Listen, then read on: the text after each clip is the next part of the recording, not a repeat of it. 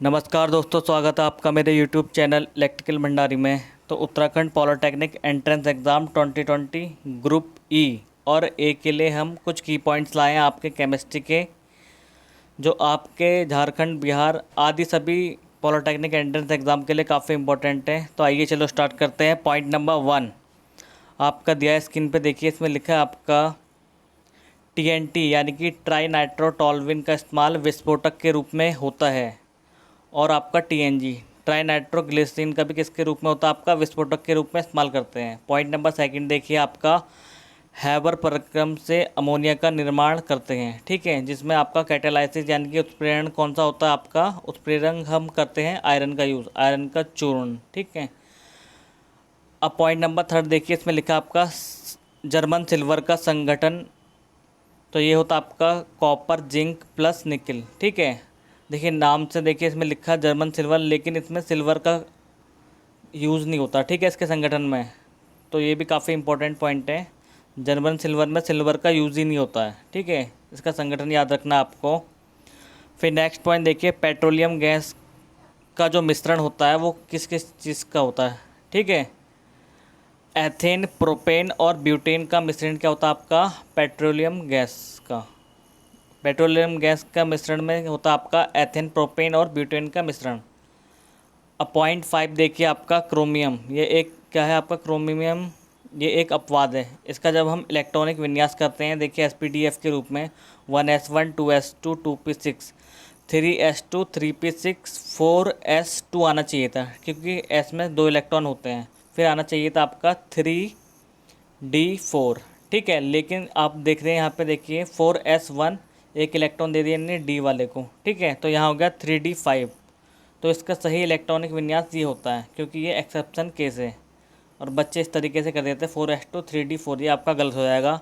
इसी प्रकार से देखिए हम 2 8 14 ना करके 2 8 13 1 करते हैं इसका इलेक्ट्रॉनिक विन्यास।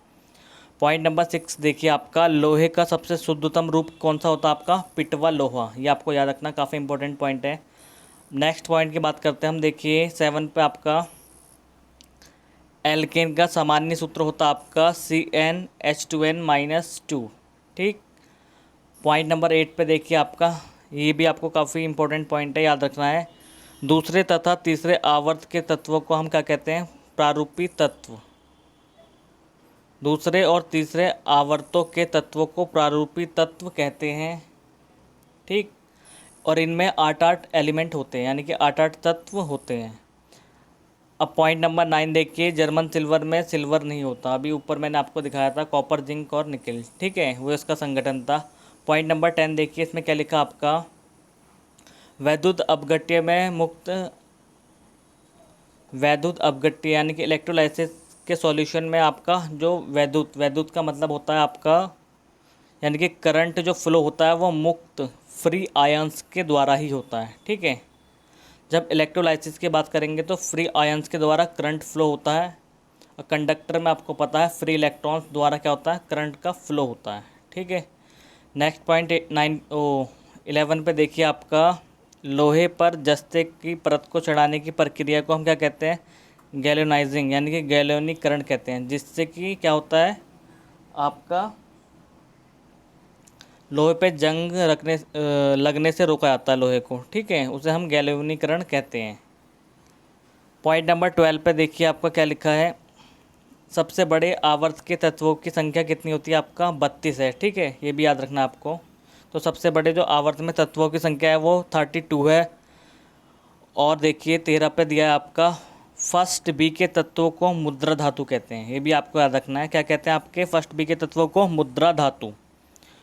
पॉइंट 14 पे देखिए, किसी समूह में ऊपर से नीचे जाने पे, ठीक है, ऊपर से अगर हम किसी समूह में नीचे की तरफ जा रहे हैं, आवर्त सारणी की बात हो रही है, तो उसका धात्विक गुण क्या होगा? आपका बढ़ता है। और पॉइंट नंबर 15 पे लिखा आपका, देखिए अधिकांश ज्ञात तत्व धातुएं होती हैं, ठीक है, ये भी काफ़ी इंपॉर्टेंट पॉइंट है। जो अधिकांश ज्ञात तत्व हैं वो हमारी क्या है? मोस्टली धातुएं हैं, ठीक है, मेटल्स हैं। पॉइंट नंबर 16 पे देखिए आपका भारी जल, जिसका आपका रासायनिक सूत्र D2O यानी कि ड्यूटेरियम ऑक्साइड के नाम से जानते हैं इसे, भारी जल को। और इसका अणुभार कितना होता है? 20। कैसे आया आपका? D का 2 होता है, 2 दूना 4, और O का 16, तो अरुण बाहर कितना आ गया आपका इसका 16, ठीक है, D2O का। इसका नाम याद रखना आपको, D2O, और ये अवमंदन का काम करता है। पॉइंट नेक्स्ट पे देखिए, 17 पे आपका क्या लिखा है, 70 पे लिखा है आपका कैलगन का व्यापारिक नाम क्या होता है आपका, सोडियम हेक्सा मेटाफॉस्फेट, ठीक है, ये आपको याद रखना है। कैलगन का व्यापारिक नाम को क्या है आपका, सोडियम हेक्सा मेटाफॉस्फेट का नाम क्या है आपका, व्यापारिक कैलगन है, ठीक है। पॉइंट नंबर 18 पे देखिए, जो आपकी स्थायी कठोरता होती है जल की, स्थायी कठोरता को हम कैलार्क विधि और जल को उबालकर दूर की जाती है, ठीक है। स्थायी कठोरता को हम कैसे दूर करते हैं आपका जल की, एक तो कैलार्क मेथड होता है, दूसरा आपका उसको बॉईल करके, ठीक है। पॉइंट नंबर नेक्स्ट देखिए आपका 19 पे क्या लिखा है, सोडियम जियोलाइट यानी कि Na2Z। सोडियम जियोलाइट द्वारा क्या करते हैं हम, जल की स्थायी और अस्थायी दोनों प्रकार की कठोरताओं को दूर करा जा सकता है, ठीक है। ये आपको याद रखना, काफ़ी इंपॉर्टेंट पॉइंट है, जिसे हम परम्यूटेड मेथड भी कहते हैं, ठीक है।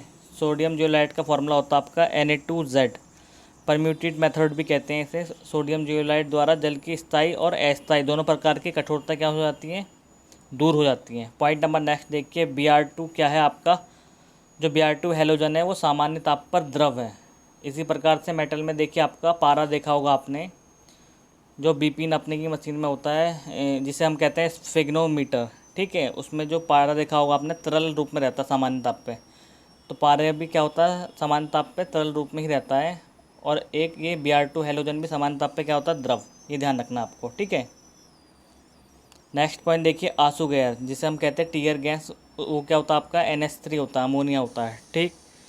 नेक्स्ट नंबर आपका देखिए ये 22 पे देखिए, इसमें Cl2 की प्रकृति कैसी होती है आपकी, अम्लीय होती है।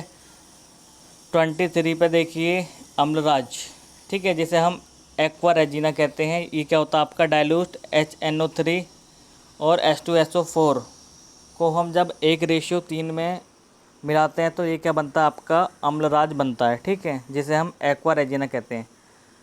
तो शांत नाइट्रिक अम्ल और H2SO4 को 1:3 में मिलाने पे क्या बनता है आपका, अम्लराज, यानी कि अम्लों का राजा। नेक्स्ट पॉइंट देखिए आपका, पारा एक द्रव धातु है, अभी आपको बताया मैंने, स्फिग्नोमीटर में क्या होता है आपका, पारा होता है, वो कैसी धातु होती है आपकी, द्रव, ठीक है, द्रव के रूप में होती है सामान्य ताप पर।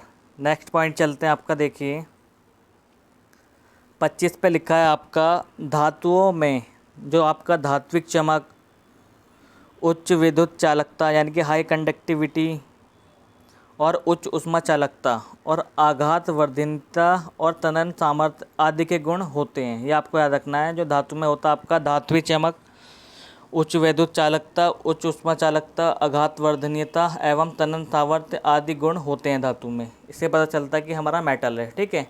जब अधातुओं की बात आती है तो देखिए, इसमें अधातुओं के ऑक्साइड अम्लीय या उदासीन होते हैं, ये आपको याद रखना है।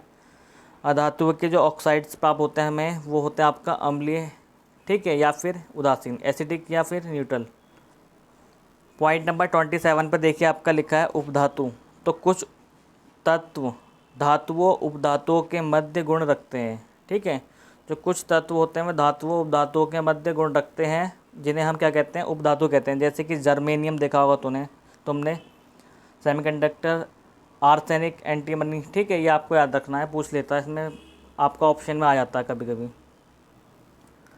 पॉइंट नंबर 28 देखिए, उपधातुओं के ऑक्साइड कैसे होते हैं आपके, उभयधर्मी होते हैं, ये भी आपको याद रखना है। जो उपधातु होती हैं उनके ऑक्साइड्स होते हैं उभयधर्मी। नेक्स्ट पॉइंट 29 पे देखिए आपका, यौगिक क्या होता है आपका, दो या दो से अधिक तत्वों के निश्चित अनुपात यानी कि सेम रेशियो लेना है, उनके अनुपात पर मिलाने पे जो रासायनिक संयोग से आपका प्राप्त पदार्थ को हम क्या कहेंगे, आपका यौगिक कहेंगे, ठीक है, कंफ्यूज नहीं होना इसमें।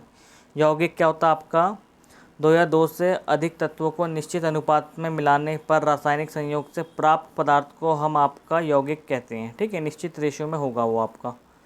पॉइंट नंबर देखिए 30 आपका, न्यूट्रॉन का द्रव्यमान आपको कितना होता है, 1.6, कितना होता है आपका 1.6 आपका लिखा हुआ है, देखिए 1.6 10⁻⁻27 किलोग्राम, ठीक है।